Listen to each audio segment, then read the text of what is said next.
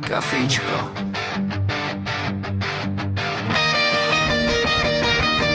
Kafe!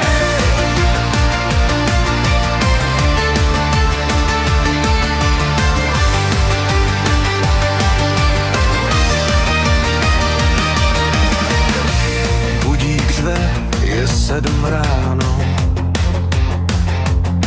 Musím zase makat, no to je známo. Káva na 8, to je náš cíl, abych ten těžký život vůbec žil. Lukáš dorazil, v očích má smrt, kávovar vrčí, okem po něm mrk. Naše parta se už pomalu schází, kofeinový deficit v nás všechny mrazí. Barča už zývá, luky se mračí. Tahle hořká chuť k životu stačí. Konečně pohoda, konečně klid. Tuhle černou tekutinu musíme pít. Sejít se, odfrknout, energii načerpat, než nás na turbu donutí makat.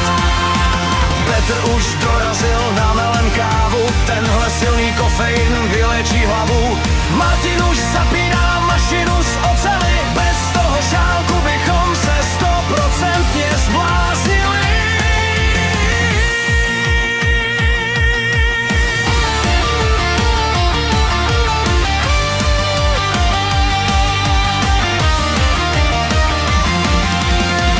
Konečně pohoda, konečně klid. Tuhle černou tekutinu musíme pít. Sejít se, odfrknout, energii načerpat, než nás na turbu donutí makat.